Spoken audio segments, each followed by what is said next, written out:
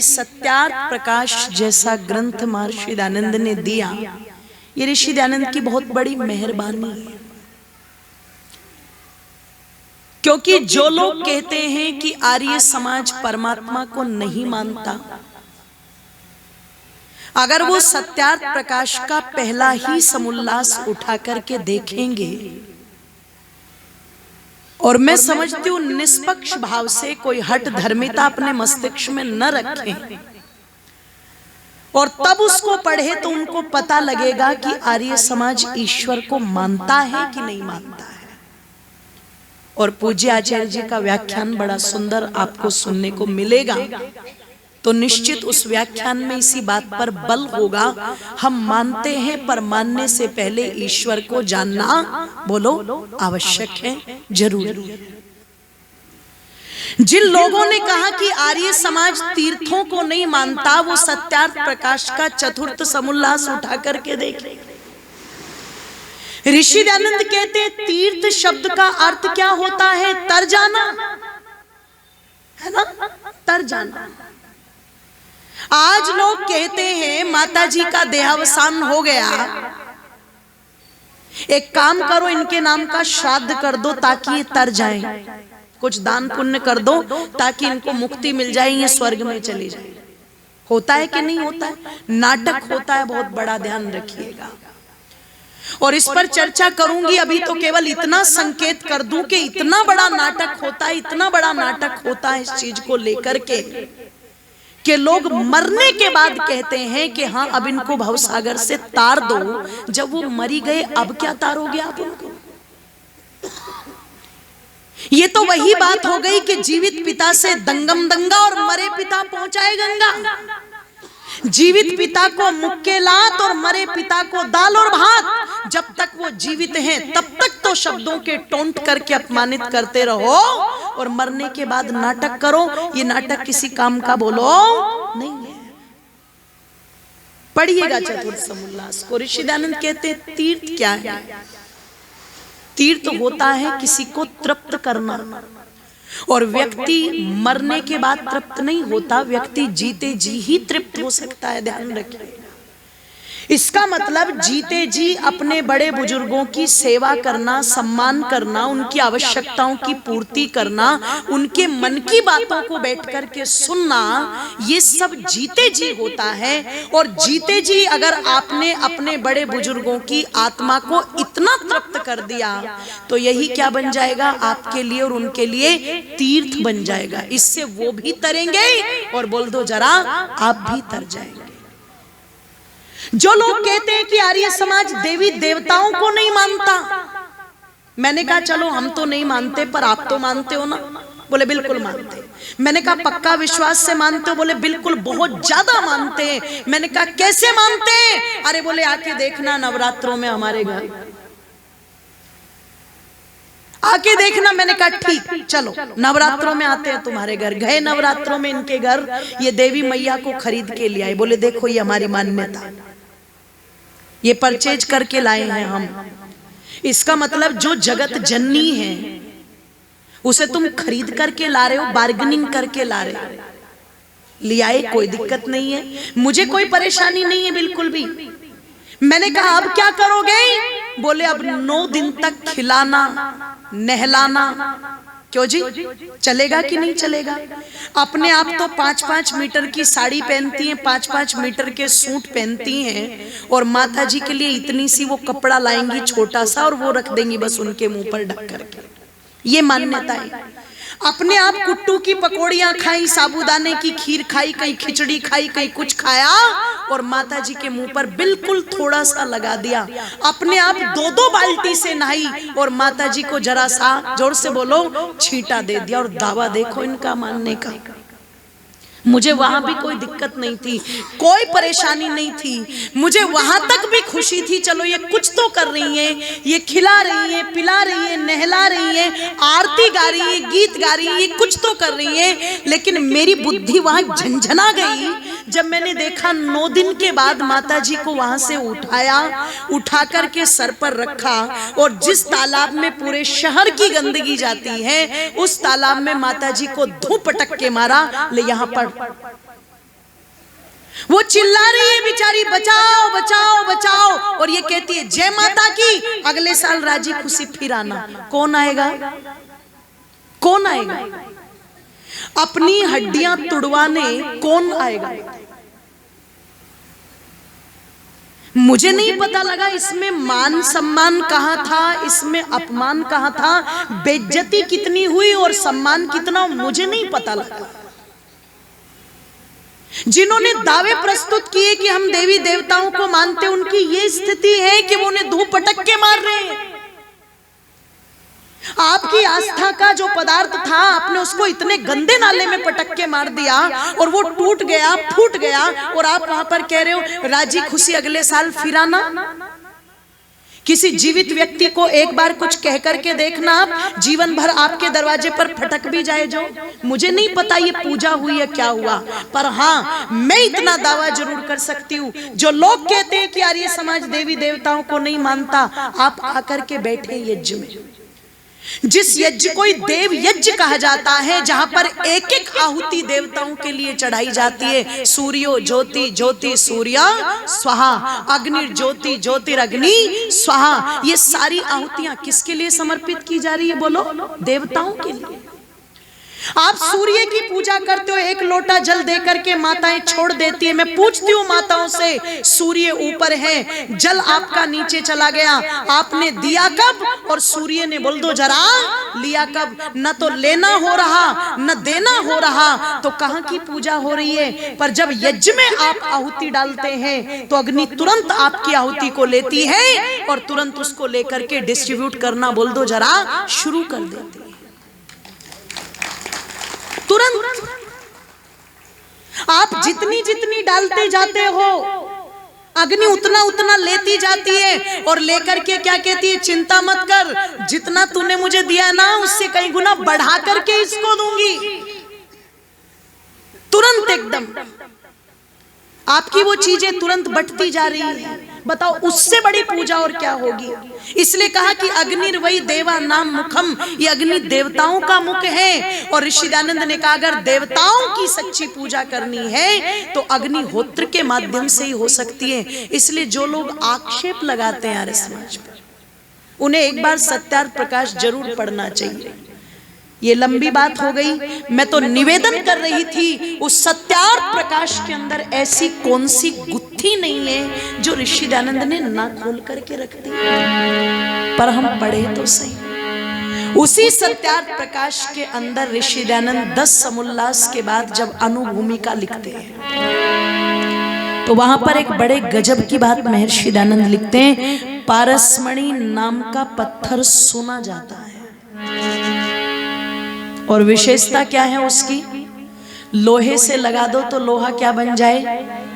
ओहो, चांदपुर वालों, अगर यहाँ पारसमणि होता तो मैं लोहे के माइक पर थोड़ा बोलती। फिर माइक कैसा होता बोलो? ये खंबे जो है ये भी सोने के ही बना लेते, हम चिंता मत करो। तो ऋषि दयानंद कहते हैं सुना जाता है लेकिन होता नहीं।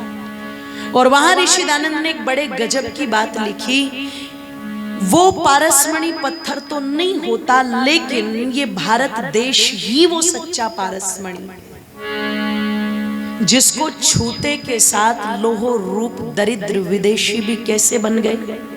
बोलो, स्वर्ण में बन गए। रात्रि में कल चर्चा चल रही थी, ध्यान रखिएगा, हमारे यहाँ का विज्ञान, हमारी कला, हमारी संस्कृति, हमारी नॉलेज क्या थी और हमने उसको कहाँ ला करके रख दिया। ध्यान रखिए, जहाँ वैशेषिक दर्शन के ऋषि कणाद को जानना चाहिए था, वहाँ युवा पीढ़ी न्यूटन के पीछे भाग पड़ी। जहाँ महर्षि पतंजलि को जानना चाहिए था, वहाँ आर्किमिडीज के पीछे भाग पड़े। जहां बापूजी शिवकर तलपदे या महर्षि भारद्वाज की विमान विद्या को जानना चाहिए था, वहां राइट्स बंधु क्रेडिट लेकर के बैठ गए। ये पूज्य आचार्य जी चर्चा कर रहे थे, पर मैं निवेदन कर दूं, पूरी दुनिया के अंदर वो ज्ञान विज्ञान अगर कहीं से फैला तो वो इसी भारतवर्ष से फैला। इसलिए ऋषि दयानंद सत्यार्थ प्रकाश के अंदर इस भारत को क्या कह रहे हैं? सच्चा पारसमणि।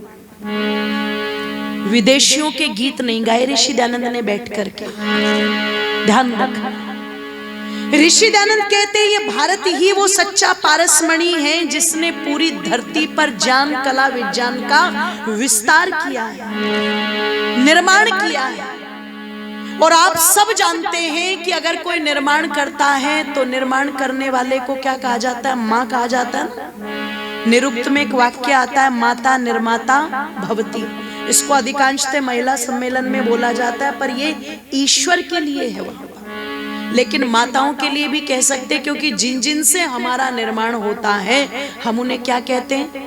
माँ कहते हैं। धरती निर्माण करती है तो हम माँ कहते हैं, गाय हमारा निर्माण करती है तो हम माँ कहते हैं, वेद हमारा निर्माण करता है तो हम माँ कहते हैं, जननी हमारा निर्माण करती है तो हम माँ कहते हैं, प्रभु हमारा निर्माण करते हैं तो हम माँ कहते हैं। नदियों से निर्माण हो रहा है ना, तो उनको भी हमने माँ कह दिया।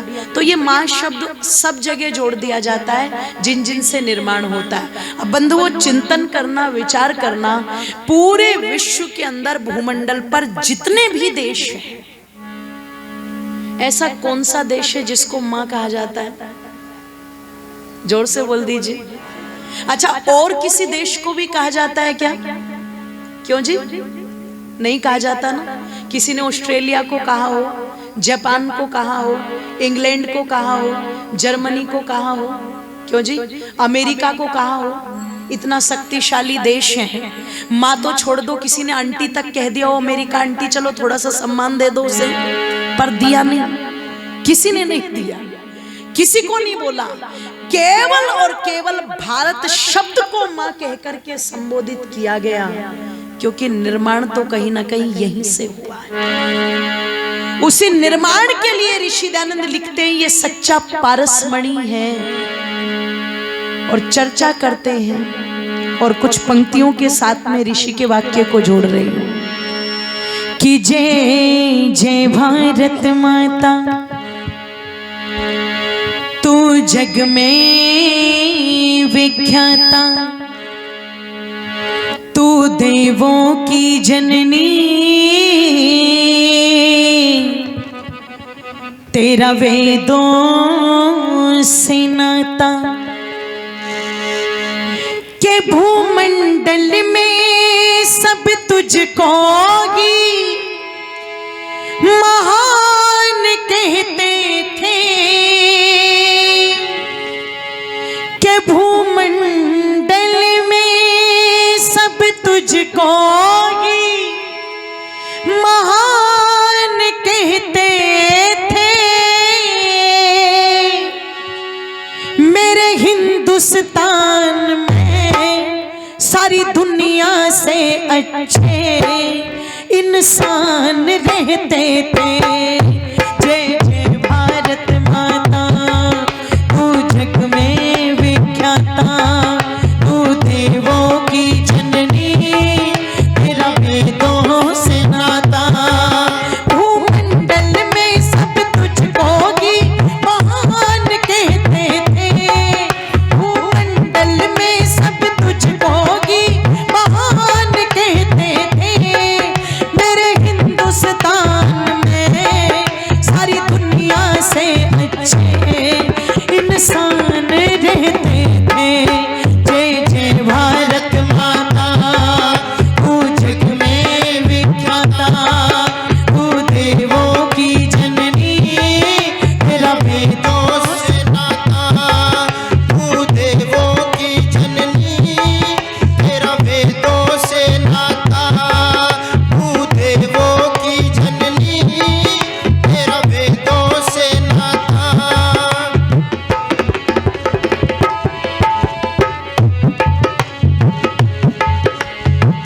ऋषियों ने जिसको अपने तप से सजाया, ऋषियों ने जिसको अपने तप से सजाया, हड्डी का दान कर दुनिया को दिखलाया, राष्ट्र रूपी यज्ञ में आहुतियों को देकर कूद पड़ो ऋण में सारे शस्त्रों को लेकर। एक दिन जान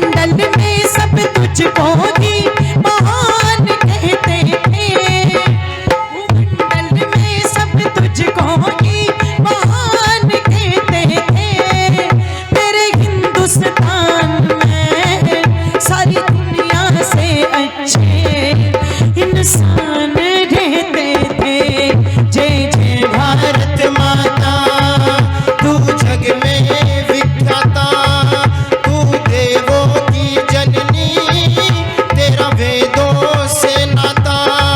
तू देवों की जननी, तेरा वेदों से नाता। तू देवों की जननी, तेरा वेदों से नाता। निवेदन कर रही थी आप लोगों के मध्य में, प्रथम समोल्लास के अंदर ईश्वर के इतने नामों की व्याख्या करके और इतनी बारीकी से सब कुछ बता करके भी महर्षि दयानंद ने ये नहीं कहा कि मैं ही ईश्वर हूं। महर्षि पतंजलि ने योग दर्शन जैसा ग्रंथ लिख दिया जिसके विषय में साधक ये कहते हैं परमात्मा से मिलाने वाला ग्रंथ है ये। वो महर्षि पतंजलि भी नहीं कहते अहम ब्रह्मस्मि, मैं ही भगवान हूं। धन्यवाद। ऐसा ऋषि गौतम ने नहीं कहा, ऐसा ऋषि कणाद ने नहीं कहा। ऐसे ऐसे सन्यासियों का ये देश रहा, ऐसे ऐसे संत पवित्र ऋषि इस धराधाम पर आए कि जिनके एक एक शब्द पर आज लोग पीएचडी कर रहे हैं और उन्होंने कहीं पीएचडी नहीं की, ध्यान रखिएगा। पर उन्होंने कभी अपने आप को भगवान नहीं कहा। ऐसे ऋषियों का ये देश था, सर्वस्व आहुत करने वाले। पर आज दुख होता है, कष्ट होता है, लाल कपड़े में सन्यासी कम मिलते हैं और सत्यानाशी बोलो साधु कम मिलते हैं और स्वादु जोर से बोलो ज्यादा मिलते हैं। और ऐसे ऐसे मिलते हैं कि महिलाओं से कहा दूध लेके आना, आ गई महाराज। क्या करें, लोहे के कढ़ाई में डाल दो, दूध डाल दिया बाल्टी भर भर के। गुरुजी कढ़ाई में जाके खड़े हो गए, अब इस दूध में मुझे नहलाओ। चेलियां नहला रही हैं गुरुजी को, और जब गुरुजी दूध में पूरे नहा लिए तो चेलियों ने कहा गुरुजी अब दूध को गिरा दे। बोले बुद्धि खराब हो गई तुम्हारी, जिस दूध में साक्षात परमात्मा नहाया हो तुम उसे गिराओगी? चावल डालो, इसमें मीठा डालो, खीर बनाओ।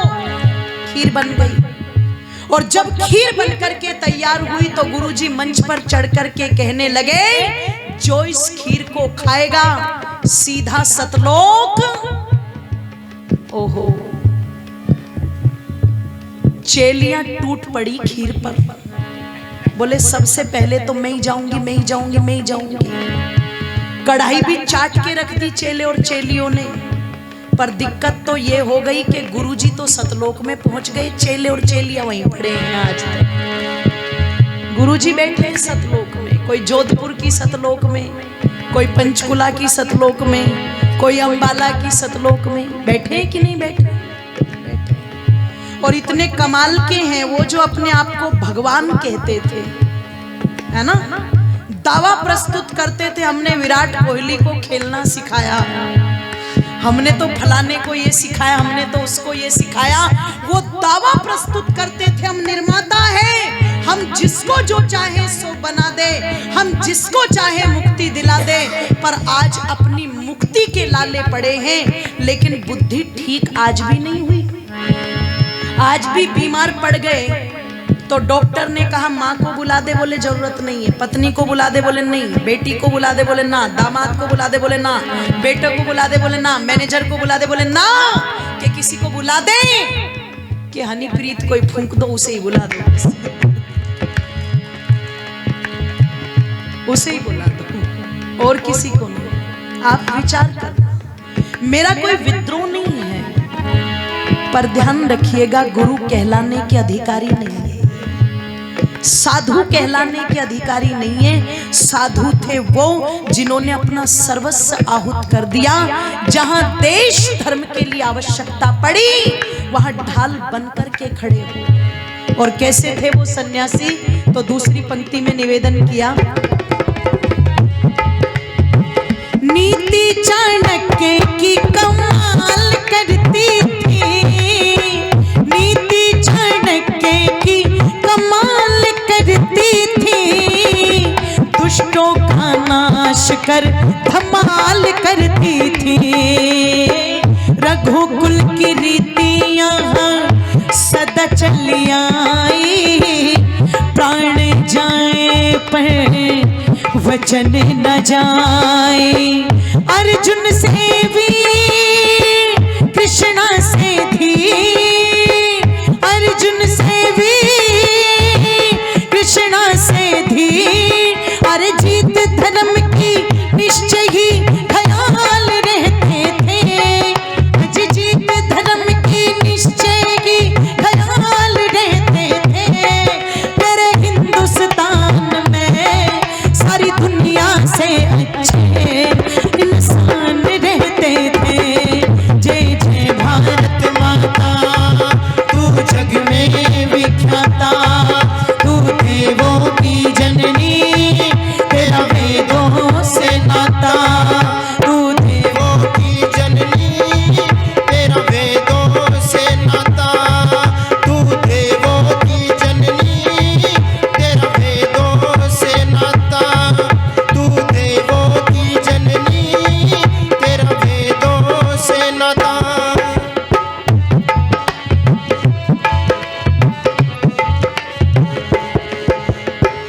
वीरों की गाथा के अफसाने लाखों गे, वीरों की गाथा के अफसाने लाखों गे। राणा प्रताप शिवा मर्दान लाखों गे। झांसी की रानी रण में रक्त को बहा दे, पन्ना सी देवी सोते सुत को कटा दे। वहाँ क्या कहना बहते नैना, वहाँ क्या कहना बहते नैना। अरे देश की रक्षा हो कैसे ख्याल रहते थे, आज देश की रक्षा हो कैसे ख्याल रहते थे। मेरे हिंदुस्तान में सारी दुनिया से अच्छे इंसान रहते थे। जय जय भारत माता, तू जग में विख्याता, तू देवों की जननी, तेरा वेदों से नाता। तू देवों की जननी, तेरा वेदों से नाता। तू देवों की जननी, तेरा वेदों से नाता। वेदी पर शीश चढ़ाने वाला बिस्मिल था, वेदी पर शीश चढ़ाने वाला बिस्मिल था। जेलों में दंड लगाने वाला बिस्मिल था। भगत ने भी आजादी को दुल्हन बनाया, चंद्रशेखर ने शीश गोली से उड़ाया। रंगत लाई खूब की शाही, रंगत लाई खूब की शाही। अंजलि इस कीर्ति को वरदान कहते थे, अंजलि इस कीर्ति को वरदान कहते थे। मेरे हिंदुस्तान में सारी दुनिया से अच्छे